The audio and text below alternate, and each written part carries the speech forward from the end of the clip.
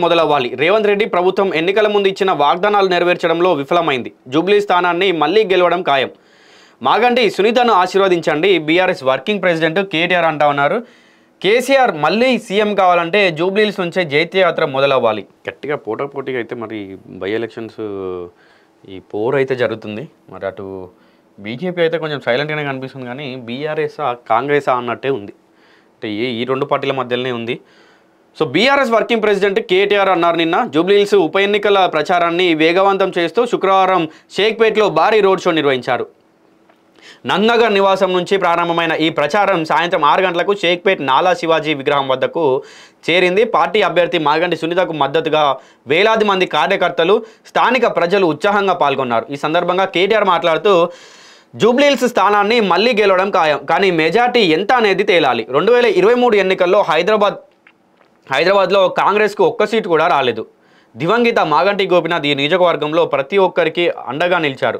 గోపీనాథ్ మరణంతో ఉప ఎన్నిక అనివార్యమైంది. మీరంతా మాగంటి సునీతను ఆశీర్వదించి కారు గుర్తుకు ఓటేసి భారీ మెజార్టీతో గెలిపించాలని పిలుపునిచ్చారు.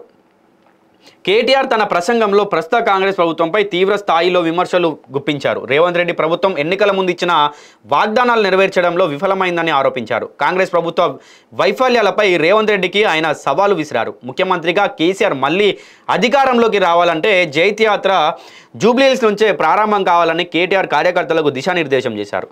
ఈ భారీ రోడ్ షోలో ఆదిత్య వరల్డ్ సిటీ వరకు కొనసాగింది. ఈ road show Aditya world city వరకు కొనసాగిందంట. ఇక జూబ్లీహిల్స్ ఉప ఎన్నిక నవంబర్ 9న జరగనుంది.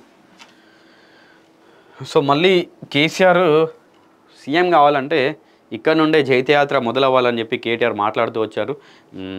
అంటే బీఆర్ఎస్కి మాత్రం అంతంతగానే కనిపిస్తూ ఉంది.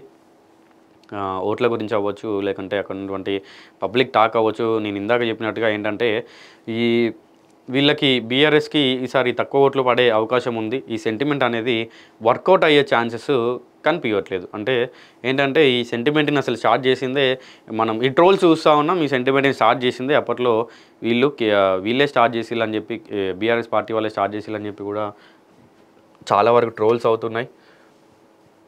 చూడాలి మరి నిజంగా ఏంటంటే అసలు చాలా పెద్ద ఎత్తున ఇప్పుడు ఒకవైపు రేవంత్ రెడ్డి ప్రచారం మద్దతుగా, నవీన్ యాదవ్కి మద్దతుగా ఒక సైడ్ ప్రచారం చేస్తున్నారు. ఇటు సైడ్ ఏమో కేటీఆర్ సునీతకి మద్దతుగా ప్రచారం చేస్తూ ఉన్నారు.